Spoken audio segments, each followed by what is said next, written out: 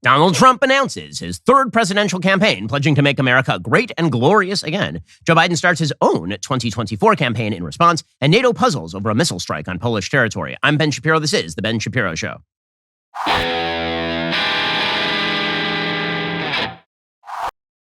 Today's show is sponsored by ExpressVPN. Do you like your web history being seen and sold to advertisers? No? Me neither. Get ExpressVPN right now at expressvpn.com/Ben.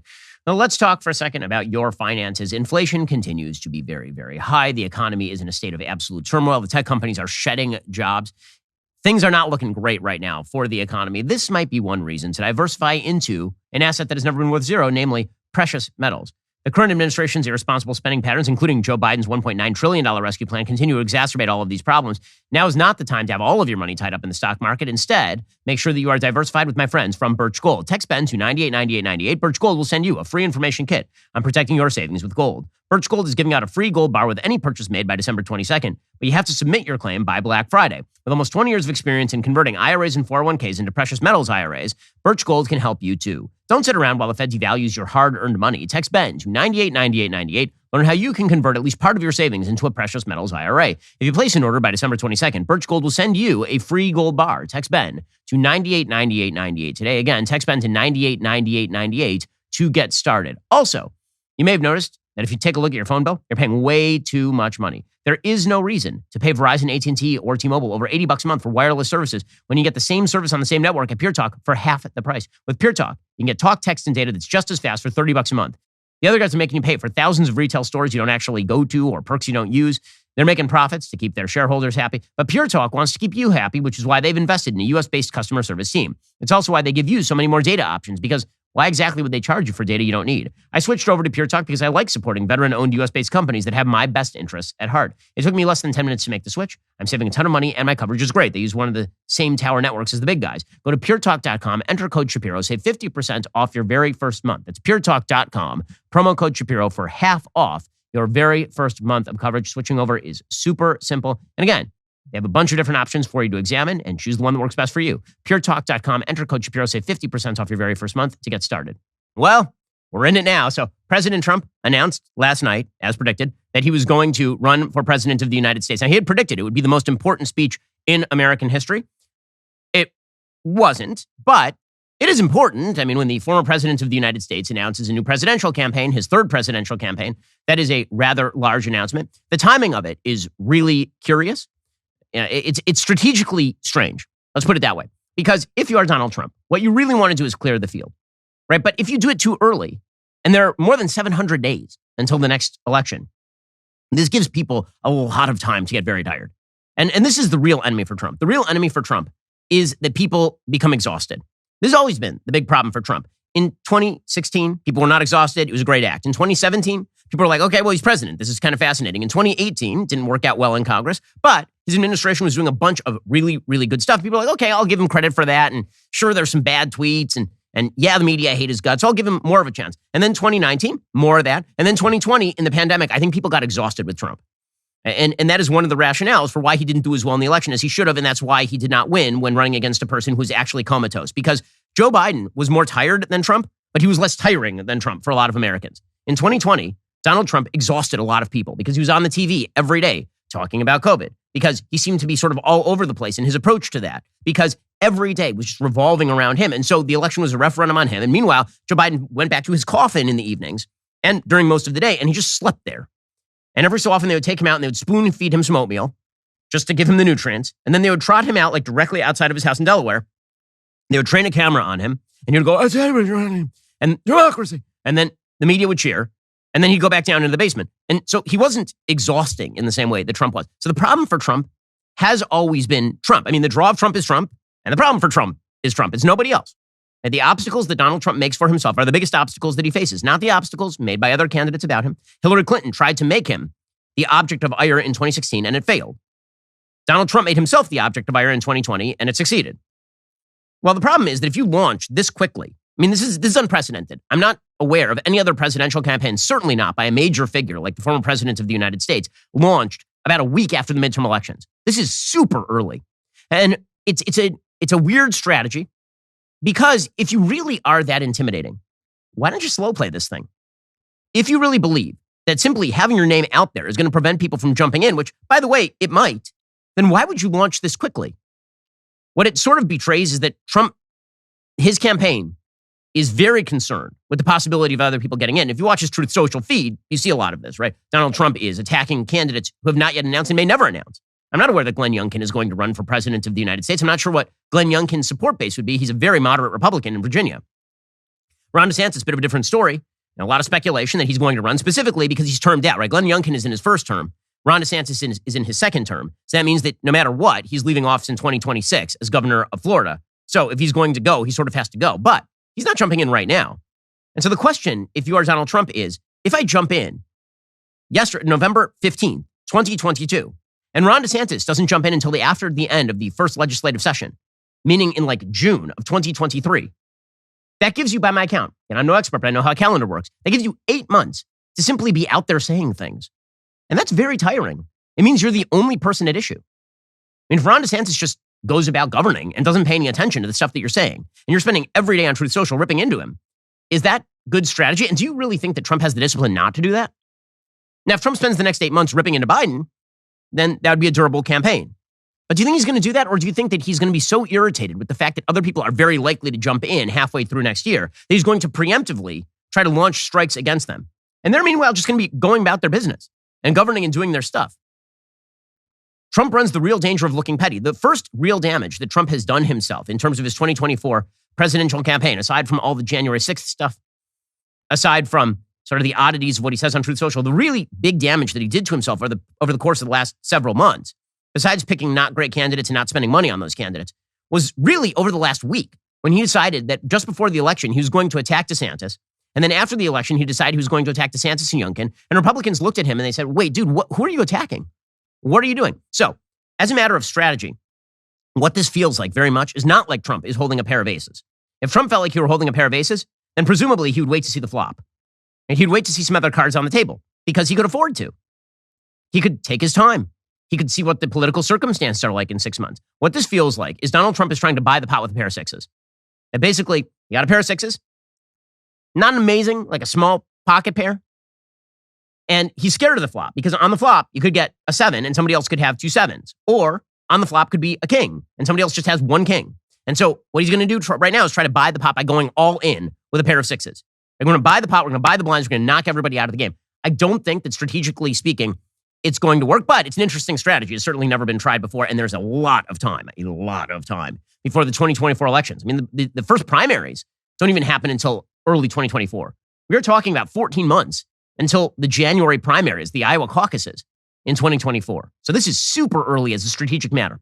Okay, so then Trump decided that he was going to launch this thing at Mar-a-Lago, which again is an interesting move. It's not a pizzazz move. You remember that when he originally launched in 2015, it was a fascinating thing, right? He launched in June of 2015, by the way, right? Which is a lot later. That would be like launching in June of 2023, which he's not. He's launching way earlier. And he launched with a 47-minute speech. And it was fascinating because it was all new. Trump's speech last night was very long, like extremely long, like so long that Fox News actually cut out of it about halfway through. Because the speech went, I believe, 64 minutes, which is by any standard a very, very long speech. And it read in some ways almost like a State of the Union address. It had its high points, it had its low points. We're going to go through what the president said in relaunching his 2024 campaign. But the optics of it were a little bit strange, mainly because when he did it in 2015 and there was no base of support and he came down the escalator and it was like, wow, I can't tell whether this is cheesy or whether this is brilliant. It turns out that it was quite brilliant optically. Doing it at Mar-a-Lago looks like he's sort of holed up in his house, right? I mean, that's where he lives. It's sort of like me going to my living room to announce that I'm running for president of the United States. Mar-a-Lago, everybody knows that's Trump's area. If you were going to launch a popular movement, what you'd really want to do is do like a giant rally, right? You announce this in advance, like I'm going to announce, and we're not going to have 1,000 people in the room. We're going to have 20,000 people in the room, right? We're going to show the power of the Trump train. This train is going. It has no brakes, as they say. And we have 20, 30,000, like we'll fill a stadium with people who love Donald Trump. And it'll scare the living bejesus out of everybody because we'll be out there with a giant crowd. Instead, he launched it at Mar-a-Lago, essentially in his backyard, in a ballroom with like 1,000 people, all of whom were sort of handpicked friends, including people like Roger Stone, which, again, if you're going to have your campaign supporters, you probably should not try to stack people who are actually have been indicted for crimes, like as a general matter. You actually want kind of the best and the brightest. Roger Stone is not the best and the brightest when it comes to like the people you want in your front row. So there's some optical issues here too. And what it really speaks to is that I got to say, just as an optical matter, this did not feel like it had the same sort of extraordinary impact as it did when Trump ran in 2015. When Trump ran in 2015, it was like a bomb went off. Like, this was wild. Nobody's ever seen anything like this. Trump's been president. And so your campaign as a former president versus your campaign as a real estate guru who's very famous for being on The Apprentice in 2015, that's a totally different thing. And if you're running a very similar campaign to 2015 in 2022 or 2023, it doesn't feel the same. Right? He has the gravitas of having been president behind him, which means he should be doing the Obama thing, right? When Obama ran for re-election in 2012, he was doing it in like giant stadiums, like Greek pantheon kind of stuff, fog machines, right? That's what Trump really should have done last night in re-announcing that he was launching. Instead, he did it in what felt like sort of the safest and most cautious way. And he read from a teleprompter, which of course you would imagine he should do. And it gave everybody who's a big Trump fan the opportunity to say, this is the moment Trump finally became president. Listen, when he was president, I thought the best Trump was teleprompter Trump.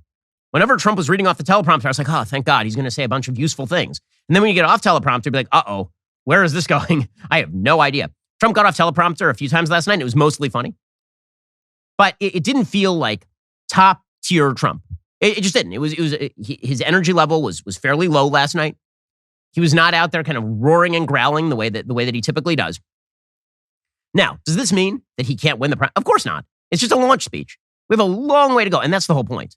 I think people who are jumping to, he's in, that means he's the nominee, which means he will be the president. That is a lot of steps between here and there, my friends. That's a lot of steps. He's jumping in November. There will be other people who jump in. Does he have the upper hand? Of course. He has 30% of the base that loves the guy and will walk through fire for him. That gives you a really strong base. And in a divided primary, that could be well enough to just walk right through. That's exactly what happened in 2016. In the 2016 campaign, it wasn't like Trump was walking away with 70% of the vote. He wasn't. He was winning the early primaries with 30% of the vote. It was only at the very end when the field had basically winnowed down to 2 that he started winning 50% of the vote. But that's enough.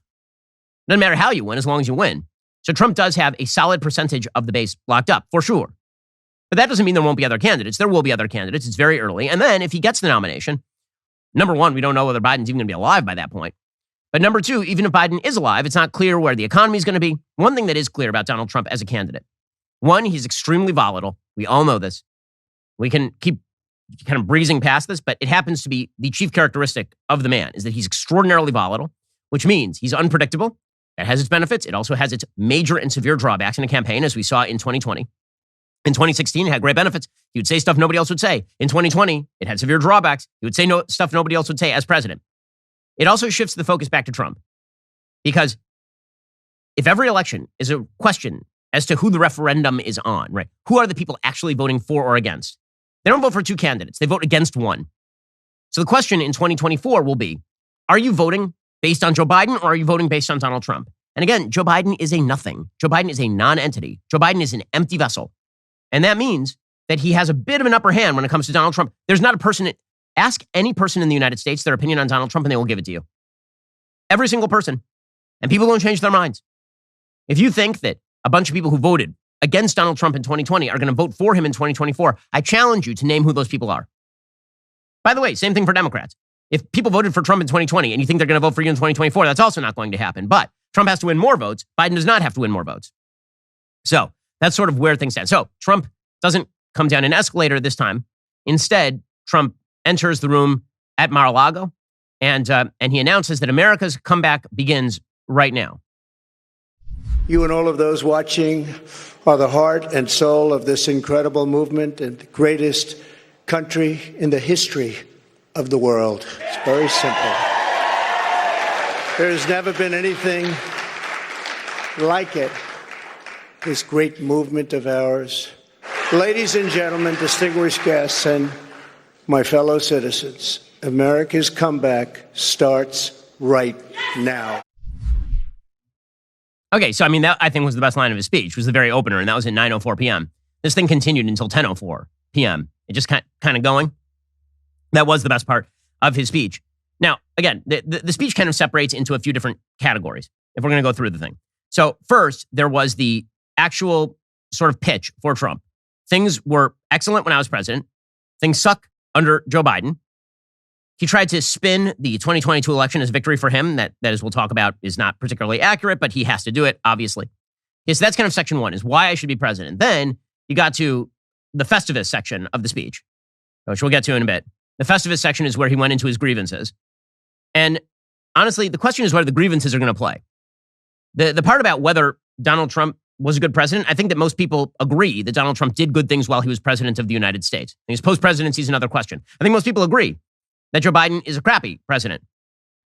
The real question is whether Trump is going to be able to channel his grievances into grievances on behalf of everybody else. That was section 2, was the Festivus section of the speech. And then there was the State of the Union section of the speech where he just started kind of throwing out policy ideas. So we begin with the actual core of the speech, which is America was great under me and it sucks under Joe Biden. And fair enough. Here was Donald Trump talking about how the world was at peace when he was president.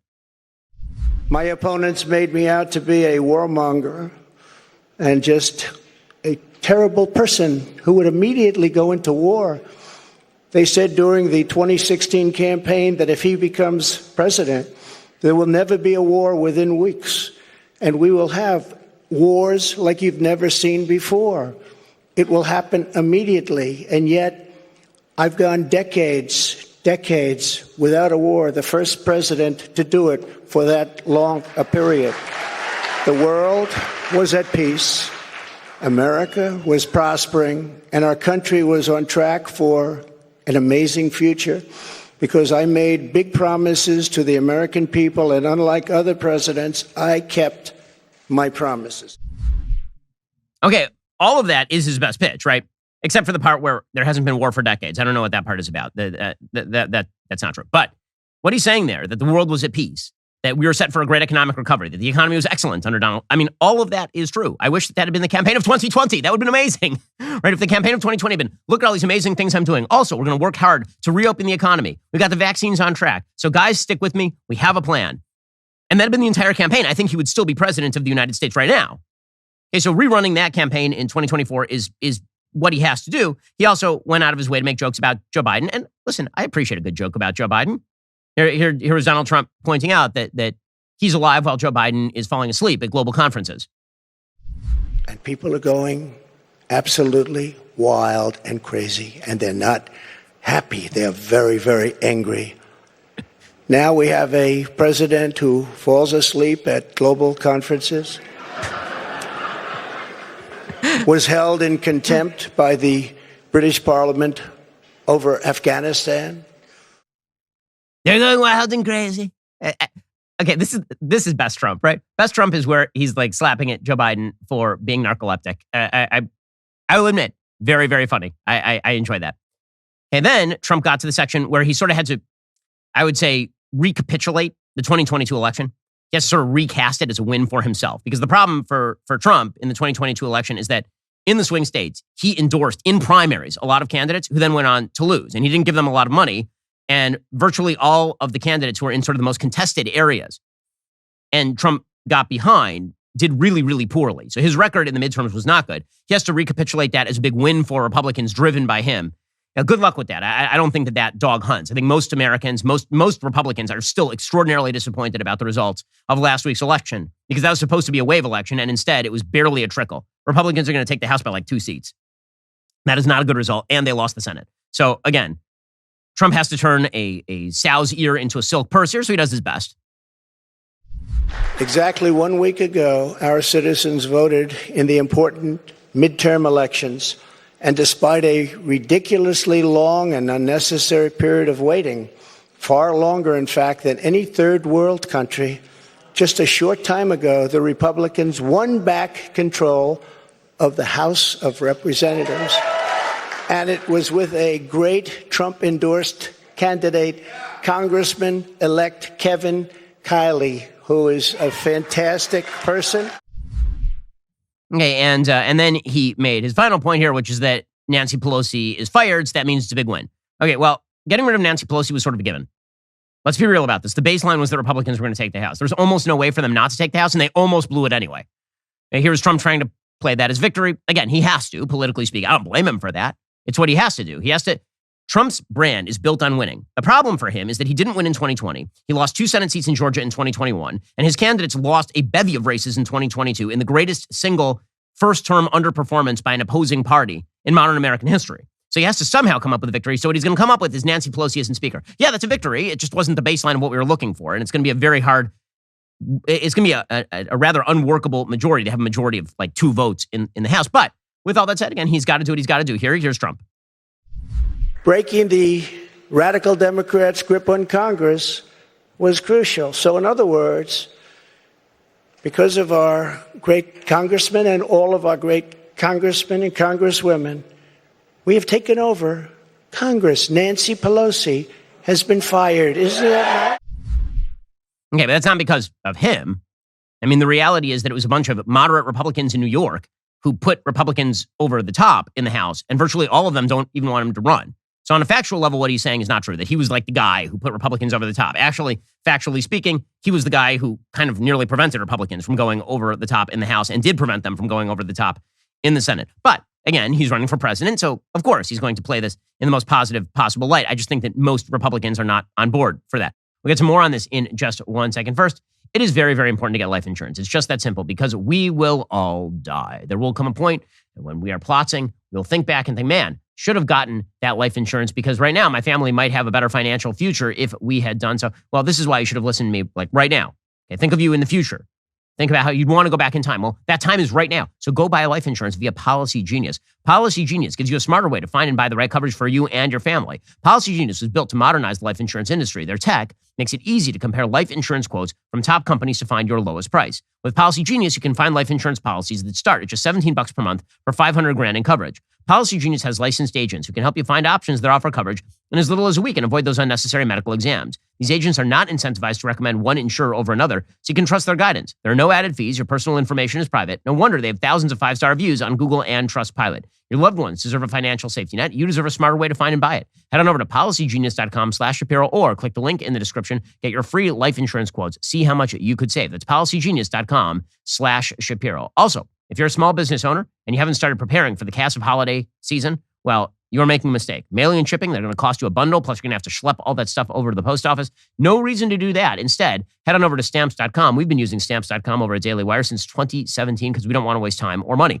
Stamps.com is a one-stop shop for all your shipping and mailing needs. It's a 24/7 post office you can access from anywhere. No lines, no traffic, no hassle. For 20 years, Stamps.com has been indispensable for over 1 million businesses. Get access to the USPS and UPS services you need to run your business right from your computer. Even save up to 86% on USPS and UPS shipping rates. Use Stamps.com to print postage wherever you do business. All you need is a computer and printer. If you need a package picked up, you can easily schedule it through your Stamps.com dashboard. Rates are constantly changing. With Stamps.com's Switch and Save feature, you can easily compare carriers and rates so you know that you're getting the best deal every time. If you're running an online store, Stamps.com works seamlessly with all the other major shopping carts and marketplaces. Get ahead of the holiday chaos this year with Stamps.com. Sign up with promo code Shapiro. Get a special offer that includes a 4-week trial, free postage, digital scale, no long-term commitments or contracts. Just go to Stamps.com, click the microphone at the top of the homepage, and enter code Shapiro. Okay. Finally, he gets to his announcement of the candidacy. It took him a while to get here.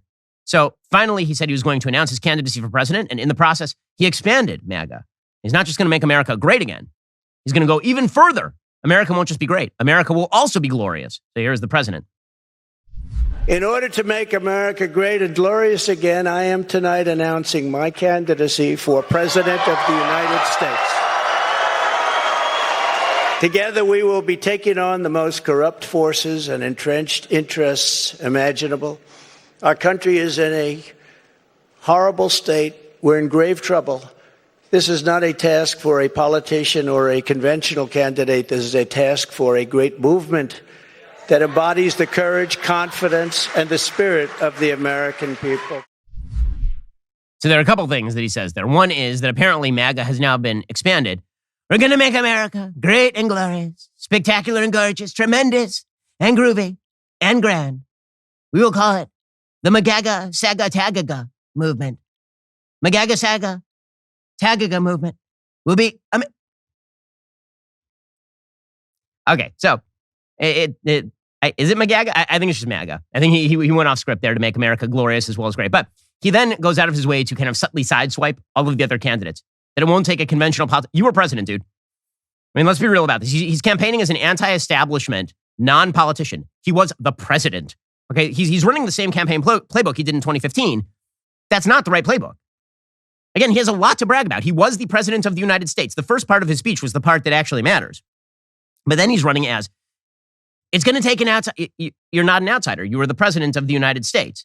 You're the titular leader of the Republican Party, like right now. You are the establishment in many ways. Like nobody in the kind of formal Republican Party has gone up against Trump. And they're all afraid of him. So this notion that he's sort of running as an outsider, I don't think that it has the same sort of appeal because he's in control of the levers. And he has been in control of the levers since 2016 when he won the nomination. So it's kind of a weird take. And the notion, again, that he is separate from the conventional politicians, but presumably what he means here is Ron DeSanctimonious, the good old Ron. By the way, I don't think that nickname is going to stick.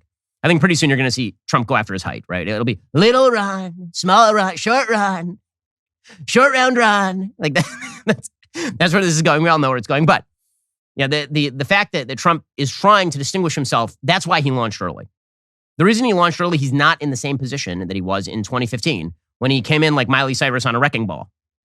Right now, he is an established politician who was the president of the United States and who has run 2 presidential campaigns. And running as an outsider is a strange take that I don't think is going to play again. Instead, it seems like what he's trying to do is suggest that it's about, quote unquote, the movement. So he says, it's not just a campaign, it's a quest to save the country. It's bigger than me. Okay, again, it's a pitch. I think it's sort of undercut by the Festivus section of the speech, but this is his pitch. We need everyone involved. We need everyone's help. We need to look out for one another. We need to be friends, and we need every patriot on board.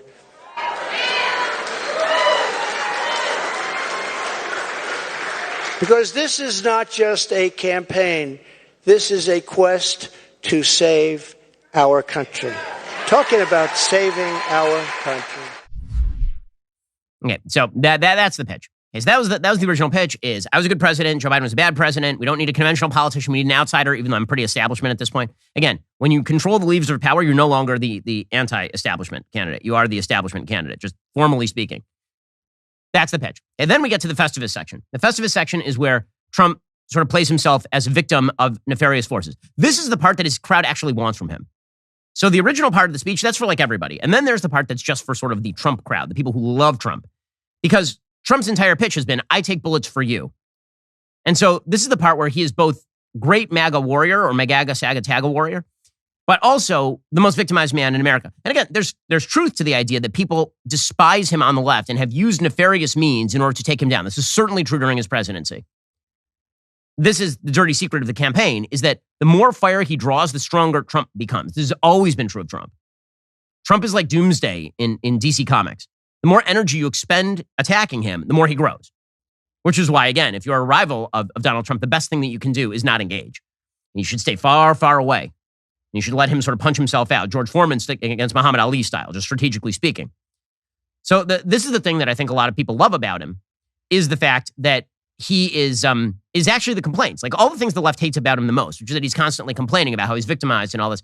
People on the right feel as though they have been victimized by the left. They feel as though they've been targeted by the government. They feel as though the cultural forces are arrayed against them.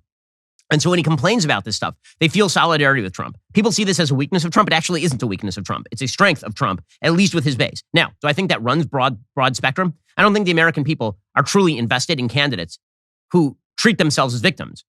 I think that's off-putting to the American people. But to the base, who many of whom understand that the forces of culture and the forces of government and the forces of academia and the forces of federal law enforcement, like there are a lot of things, the educational system, are arrayed against their interests. Him complaining about it actually isn't a bug, it's a feature. So he did a lot of that last night. Trump, near the very beginning of the speech, actually implied that China had stolen the 2020 election, which is a new theory I hadn't heard before. No president had ever sought or received $1 for our country from China until I came along, and we were getting hundreds of billions of dollars. Many people think that because of this, China played a very active role in the 2020 election. Just saying. Election. Okay, so there's a new theory of interference in the 2020. At first, it was that the votes were faked and that there were boxes brought in to Atlanta in order to stack the election. And now it's that the Chinese played an active role in the 2020. Okay, fine. And then he goes on to talk about the raid on Mar-a-Lago Again, this is like well into the speech. This is 50 minutes into the speech. So a lot of people are already asleep by this point. But here's Trump. Including the raid of a very beautiful house that sits right here. The raid of Mar-a-Lago, think of it. And I say, why didn't you raid Bush's place? Why didn't you raid Clinton? 32,000 emails. Why didn't you raid Clinton's place? Why didn't you do Obama, who took a lot of things with him? Well, I mean, not to get technical, but the reason is because the National Archives approached Trump about 27 times and asked him for the documents, and he didn't turn them over. Again, do I think that means that the FBI should have like gone into his house searching for these crucial, vital documents? No. Do I think that Trump should be prosecuted over this nonsense? No. I think it's very difficult to hold that standard about the mishandling of classified information when Hillary Clinton had it on an internet server, which James Comey admitted could have been hacked and probably was hacked by foreign adversaries, while Trump had like printed out documents in a box in the back room. And now the FBI is admitting that he did it not because he was going to sell it to the Russians or the Chinese, but because he just likes documents. That Trump was like, I like that document. It has Kim Jong-un's signature on it. I will keep it forever. Like that. That's not a good reason to prosecute Donald Trump. So I get it. He continued along these lines. He suggested that his son Eric was being put upon in the manner of Al Capone, which is a strange comparison because Al Capone was an actual criminal. I assume Eric is not. My one boy, stand up, Eric.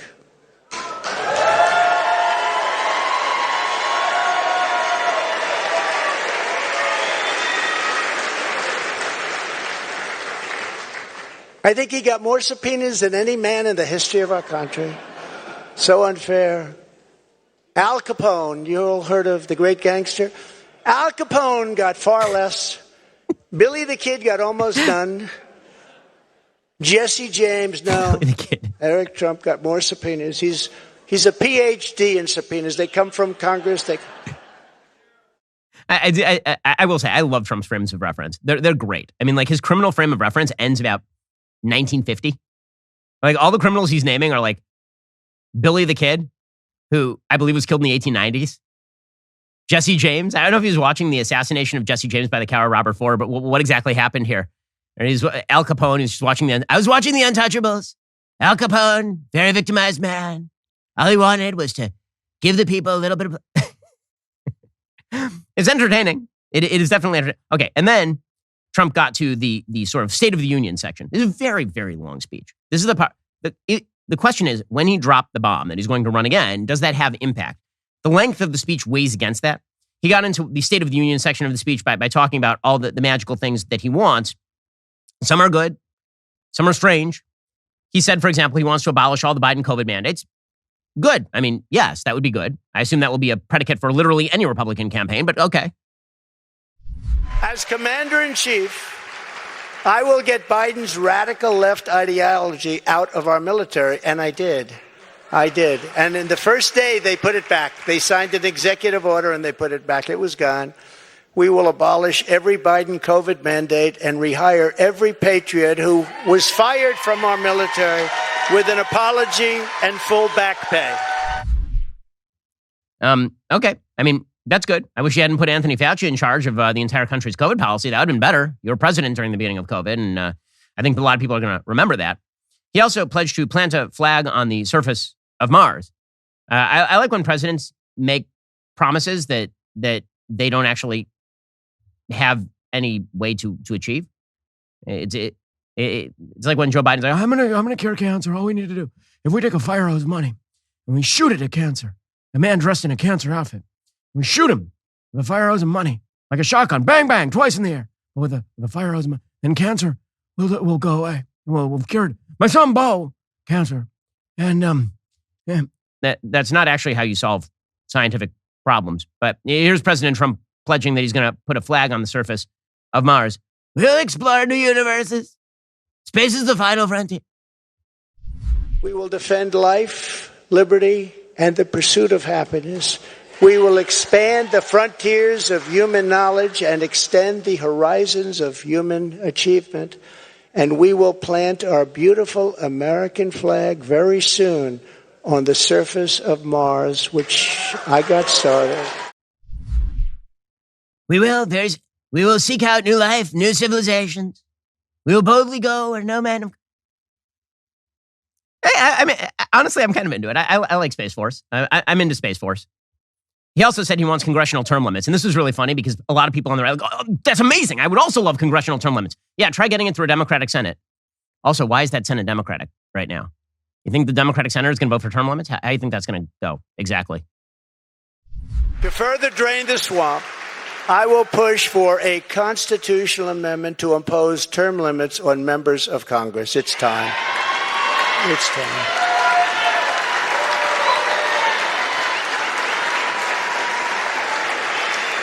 And I will ask for a permanent ban on taxpayer funding of campaigns, a lifetime ban on lobbying by former members of Congress and cabinet members. Okay, I mean, fine. All right. You got a Democratic Senate. But all this is fine. Again, so here is the final verdict on this. It's fine. He's allowed to run again. Do I think that it has all of the electricity of 2015? Not even close. Do I think the presentation was lackluster? I do. Do I think it took way too long? Yes. Does he have the upper hand in the primaries? Of course. He's the former president of the United States, the built-in base of 30%. So yes. Is he going to recapture the excitement of the base after the debacle of 2020, 2021, and 2022? I have doubts.